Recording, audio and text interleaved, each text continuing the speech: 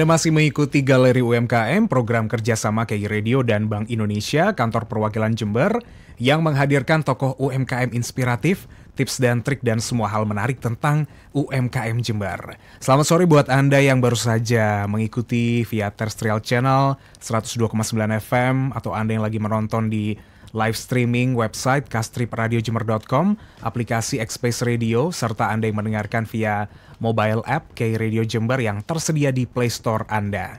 Edisi sebelumnya juga bisa Anda tonton kembali di YouTube channel KI Radio Jember, Sobat KI. Nah, kita melanjutkan yang tadi sempat keputus ya, karena memang kita harus break dulu tadi Mas Yogi, ngomongin soal strategi-strateginya digital marketer nih. Baik, kita bicara digital marketing ya. Biasanya ada juga yang menyebutkan kalau digital marketing itu adalah sosial media. Sebetulnya iya, sosial media termasuk dalam digital marketing. Cuma digital marketing itu lebih luas lagi. Di situ ada email marketing, ada marketplace melalui platform marketing, terus juga ada hal yang berbau digital yang bisa dilakukan itu adalah digital marketing. Nah, cuma orang lebih mengenal digital marketing itu sebagai sosial media. Ya. Nah, saya akan bahas di situ. Jadi sebetulnya kalau kita bicara sosial media, banyak yang hampir semua orang miliki ya. Sekarang ini ada IG, ada Facebook, ada TikTok ya kan. Itu menjadi 3 platform yang sangat diminati untuk menjadi tempat untuk mereka memasarkan produk mereka. Namun pada saat mereka masuk ke sana, pada saat mereka bikin sosial media atau akun di sana, mereka bikin, tapi mereka lupa, gitu kan. Mereka lupa kalau followernya memang tidak banyak, gitu kan. Terus bisa bikin konten yang bagus, bisa bikin sesuatu copyright yang bagus, ya. Tapi nggak ada yang lihat, gitu kan. Ini kan juga jadi masalah, gitu kan. Jadi kita harus mulai siapa follower kita. Nah, kita harus grabbing dulu, kita harus petakan dulu. Nah, cara termudah sebetulnya strateginya adalah kita bisa menggunakan influencer. Influencer itu ya ada biayanya, ada harganya. Cuma menurut saya worth it lah daripada kita ngumpulin followers sekian tahun nggak nambah ya. Kita bisa ke influencer. Banyak influencer Jember ini yang sangat produktif ya, dan juga sangat kreatif untuk membuat konten. Nah, kita bisa manfaatkan sesuai dengan pasar kita atau market kita. Kalau market kita anak muda, ya kita cari si influencer ini anak-anak muda gitu, kayak yang followernya anak-anak muda. Nah, itu terus. Lalu kita juga bisa pakai ads ya, atau bisa ada TikTok ads, Facebook ads, atau IG ads. Ya berbayar. Tapi kalau itu dilakukan secara konsisten terus menerus, itu bisa membuat engage yang cukup besar gitu kan terhadap para followers gitu kan, dan itu bisa menambah followers secara signifikan dan secara singkat juga gitu kan. Nah, itu bisa dilakukan gitu kan. Dan lalu kita juga bisa melakukan dengan strategi viral marketing. Jadi viral marketing ini apa yang lagi viral ya kan, ya kita buat gitu, kita ikutin. Karena biasanya orang tuh suka harmonisasi ya. Jadi kalau ada banyak yang lihat, lihat gitu kan.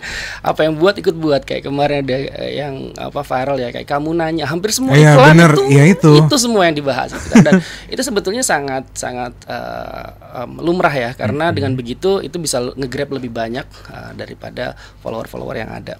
Lalu kita juga bisa gunakan buzzer marketing. Buzzer marketing itu kalau dalam istilahnya adalah buzz itu dengung ya. Jadi kayak tawon itu berdengung gitu kan, mengganggu ya gitu kan. Nah, selama itu berdengung berarti kita akan terus penasaran apa nih kan gitu ya.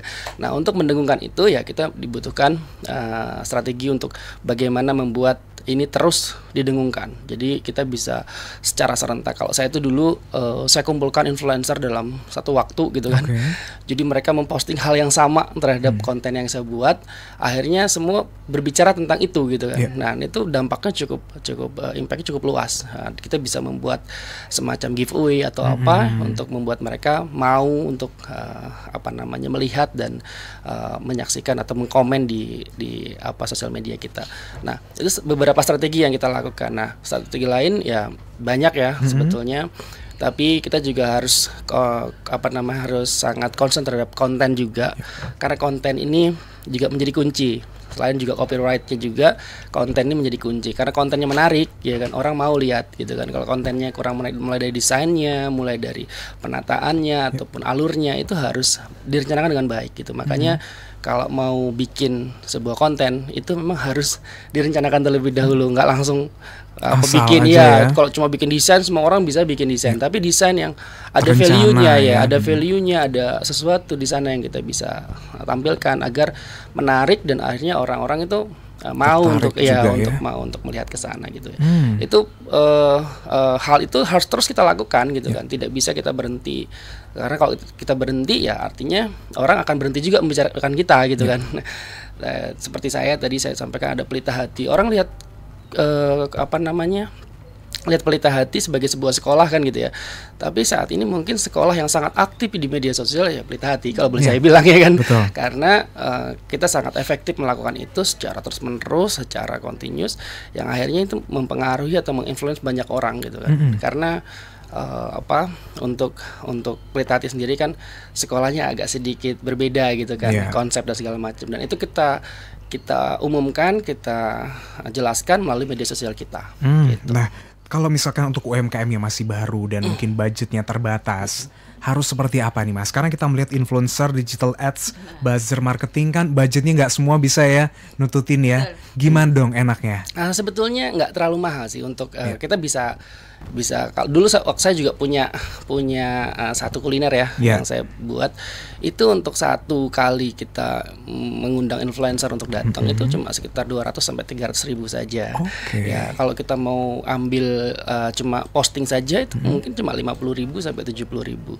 Di ads itu sehari kita bisa atur, bisa sampai 5 ribu sampai 10 ribu per hari kita bisa atur ya sesuaikan dengan budget yang kita miliki. Cuma menurut saya itu lebih worth it ya, karena daripada kita menunggu sampai follower kita banyak ya kan sampai kapan gitu kan. Nah itu daripada kita waktu itu juga sulit untuk kita pulangi kembali, lebih baik ya kita bayar cuma sesuai budget yang kita miliki.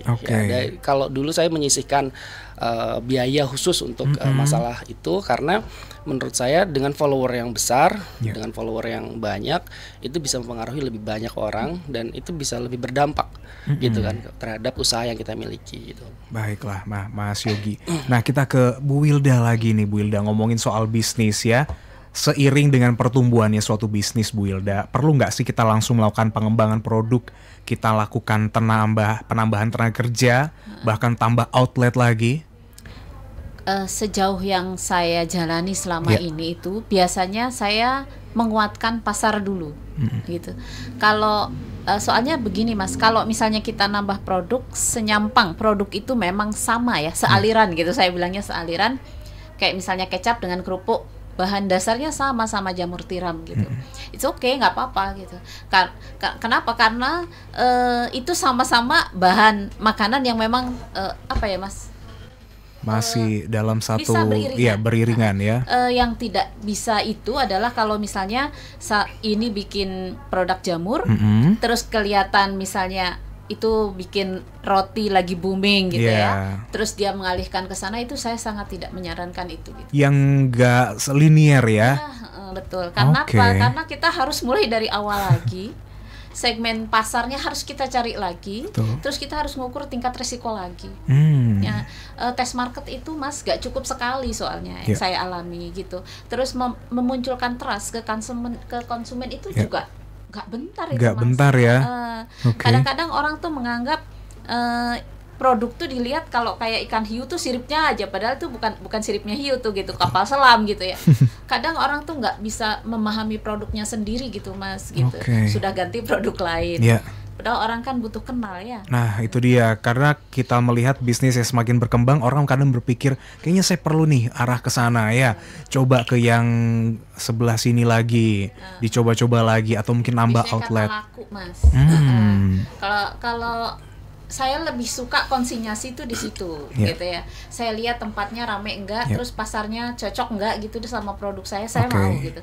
Tapi kalau misalnya sekalipun itu rame, tapi di situ bukan pasar saya nggak mau gitu. Baiklah. Nah berikutnya nih Bu, pernah nggak melakukan kesalahan terburuk ketika menjalankan suatu bisnis, dan waktu itu apa pelajaran yang didapat? Pernah Bu. Waktu itu saya sadar posisi saya itu bukan belum layak untuk ekspor gitu ya.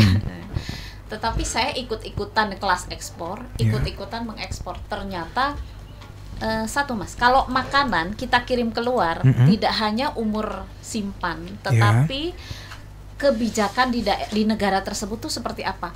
Ada negara yang tidak mengizinkan produk plastik misalnya. Nah, ketika kita ngirim di tengah jalan tuh kita yang nanggung ongkos baliknya gitu.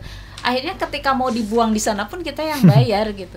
Itu sih yang saya. Baiklah, jadi kita sebaiknya tidak terburu-buru juga ya ketika mungkin ada sebuah tren ya. Ya, ada sebuah tren, kita perlu mengukur kapasitas kita juga ya. Kemampuan kemampuan kita baik secara materi, terus kemampuan kita paham nggak sih gitu. Produk kita tuh paham nggak sih gitu. Untuk kesana itu pasarnya gimana sih? Memang di tengah-tengah kesuksesan, kegagalan itu pasti akan selalu ada ya. Tapi di saat itu semua kembali lagi ya. Kayak judi aja Mas. Ini kalau udah ngomong ke situ ya, benar. Tapi ya dari dua hal yang saya lihat di sini, Ibu sebagai pelaku bisnis UMKM ya, kemudian Mas Yogi juga selaku digital marketer, dua-duanya memang pasti bisa aja mengalami jatuh dan bangun ya. Bisa aja, tapi konsistensi itu ternyata dimanapun itu menjadi kuncinya ya. Oke, kita akan lanjutkan lagi setelah yang berikut ini Sobat K, tetap di Galeri UMKM bersama Kantor Perwakilan Bank Indonesia Jember, dan juga acara ini kerjasama dengan K Radio.